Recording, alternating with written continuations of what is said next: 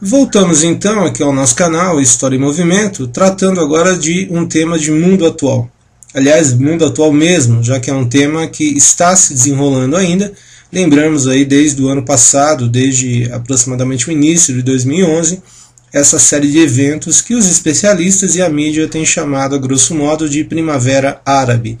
Essa série de levantes sociais, políticos dos países do norte africano, do Oriente Médio, que de forma geral tem expressado aí os anseios de grupos políticos, de grupos sociais, enfim, por democracia, mais liberdade cultural e social, enfim, algo que vai nesse rumo e que não sabemos efetivamente quais serão os resultados, já que são eventos que ainda estão se desenrolando.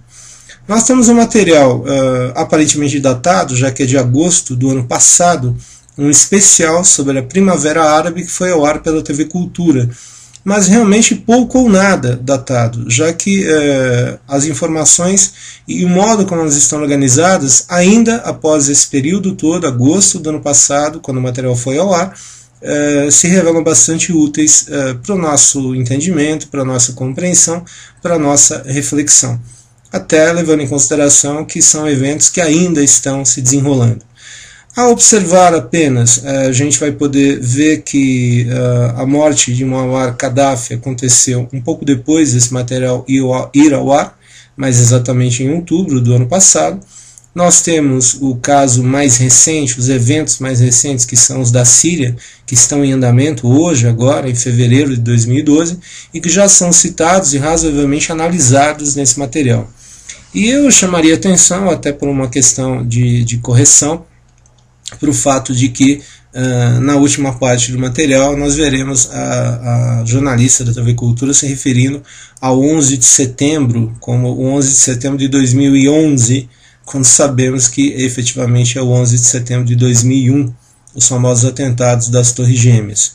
Esse material, falando em partes, é um material de aproximadamente 1 hora de duração, então nós o veremos em 8 partes. É difícil tecer análise sobre esse processo, já que, como já dissemos, ele está em curso. De modo geral, temos aí esse anseio por algo que poderíamos definir vagamente como liberdade. Quais os desdobramentos, quais os rumos, quais os caminhos que virão, difícil dizer. Eu gostaria de lembrar que, por exemplo, um exemplo ao acaso, quando trabalhamos na Revolução Francesa, a rigor falamos de um processo de 10 anos de duração, se considerarmos o período de 1789 a 1799.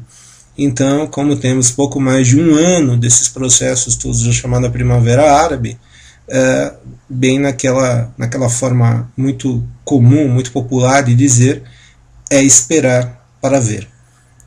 Vamos então conferir esse material que a TV Cultura levou ao ar em agosto do ano passado e que nos dá uma série de informações bastante importantes sobre a chamada Primavera Árabe.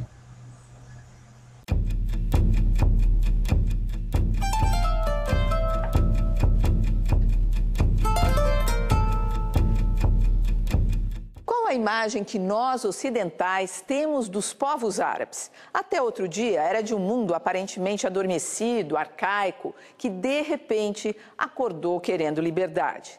Esses países, que estão espalhados pelo norte da África e Oriente Médio, ficam a mais de 10 mil quilômetros do Brasil.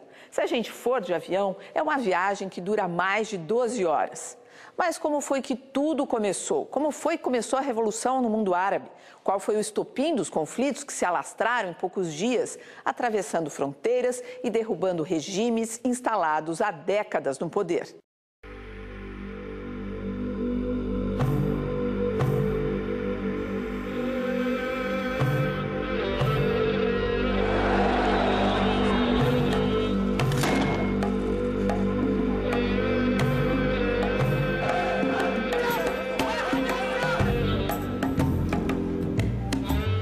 Dele é Mohamed Bouazizi. Desempregado, ele tinha uma banca de frutas e verduras, mas era diariamente achacado pela polícia no interior da Tunísia. Depois de ver seu carrinho confiscado, quando se recusou a pagar mais propinas, entrou em desespero. Mohamed ateou fogo ao próprio corpo no dia 17 de dezembro de 2010. Era uma sexta-feira, dia sagrado para os muçulmanos. Bouazizi foi parar num hospital e morreu 2 semanas depois. Não pôde testemunhar o que parecia quase impossível, um verdadeiro levante no mundo árabe.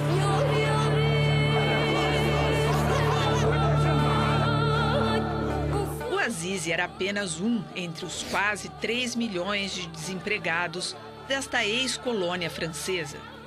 Dos 11 milhões de habitantes, 25% não têm trabalho. Este pesadelo atinge principalmente os jovens, num país onde 40% da população tem menos de 25 anos e 75% dos desempregados são menores de 30 anos. A morte de Bouazizi no dia 4 de janeiro desencadeou uma onda de protestos que rapidamente se espalhou pelo norte da África e Oriente Médio.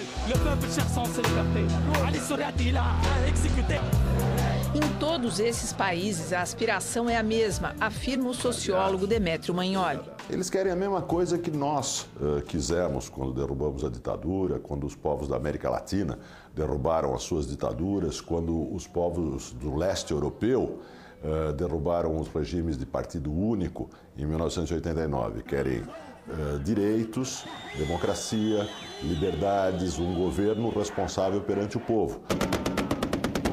O professor Marco Antônio Villa lembra que, além das liberdades individuais, os povos desses países querem denunciar os regimes corruptos. A questão central é a luta pela democracia. Quer dizer, o que eles querem lá é o mesmo que a gente quer aqui. É o mesmo, guardadas, claro, as diferenças históricas, religiosas de cada região, no caso norte da África e do Oriente Médio, mas a questão mostra, mais uma vez, reforça que a democracia ela não é um valor ocidental, ela é mais do que isso. A democracia é um valor universal.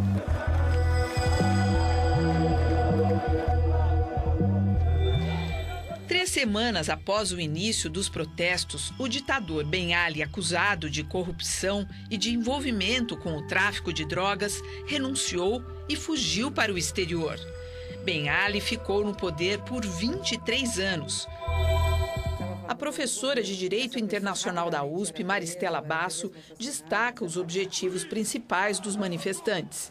Hoje as aspirações, sobretudo dos países que já passaram pela Primavera Árabe, Egito, Tunísia, agora a Síria, eles querem democracia, liberdade de expressão e um governo menos corrupto e mais eficiente. Ou seja, eles querem igualdade mesmo.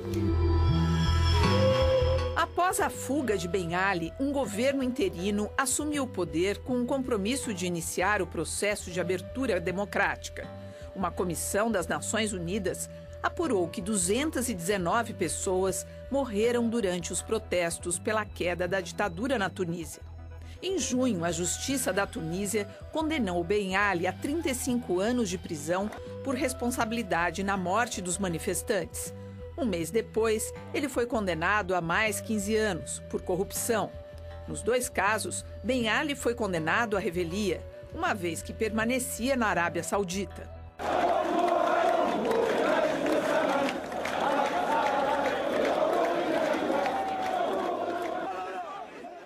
Depois da Tunísia, outro país conseguiu se livrar de um ditador que estava há mais tempo no poder, o Egito. Hosni Mubarak foi destronado após ocupar a cadeira presidencial por 30 anos. Num país de partido único, ele foi reeleito 6 vezes, como parte do jogo de cartas marcadas pela corrupção.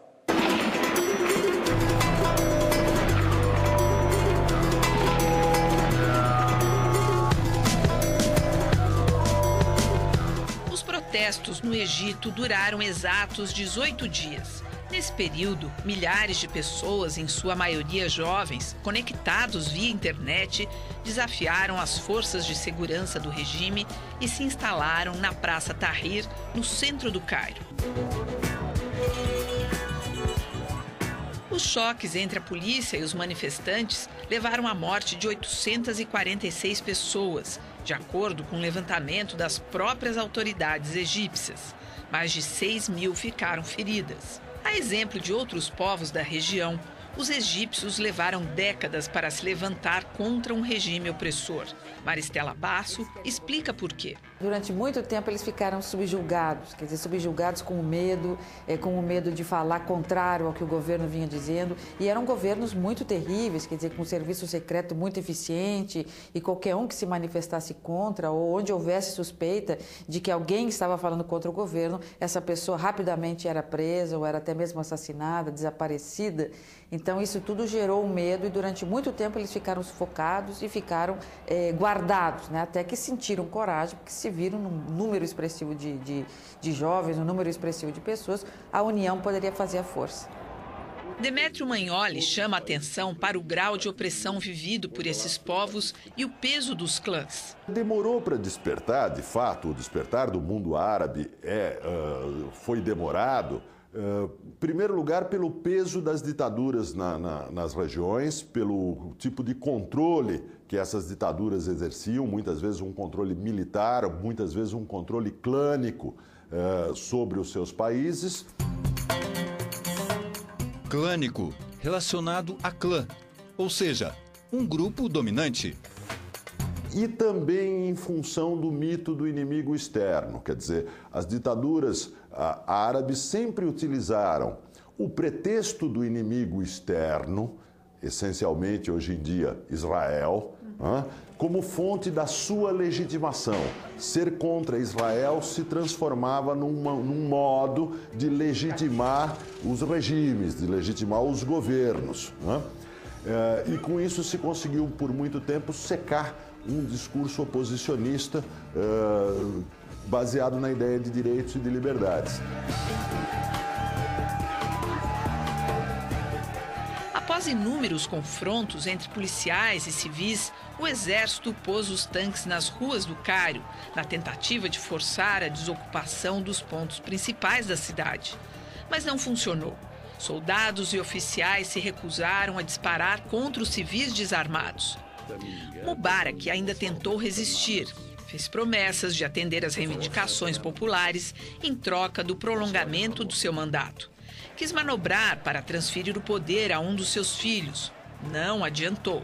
A revolta do povo egípcio era a explosão de um descontentamento acumulado ao longo de décadas.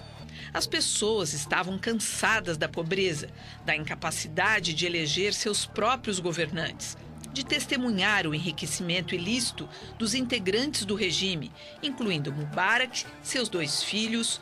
Acima de tudo, estavam revoltadas com o desemprego. Com 85 milhões de habitantes, o Egito é o país mais populoso do norte da África e Oriente Médio. Cerca de 30% dos egípcios, ou seja, mais de 20 milhões, não têm trabalho. O analfabetismo chega a 30%. O professor Marco Antônio Villa destaca o momento histórico vivido atualmente pelos povos do norte da África e Oriente Médio. Muitos desses países não faz muito tempo que se formaram como estados, né? Alguns se formaram entre a Primeira e Segunda Guerra Mundial e outros depois da Segunda Guerra Mundial. Então, portanto, é um fenômeno recente, diferente de países que, por exemplo, se formaram no século XIX, tais quais os da América Latina. Então, é um momento histórico que ninguém imaginaria, certamente, essas são as surpresas e as ironias da história, que um pequeno país como a Tunísia, a partir dali, se deflagrasse um movimento como esse. No dia 11 de fevereiro, Mubarak renunciou e transferiu o poder para uma junta militar que assumiu o compromisso de promover a transição pacífica para a democracia.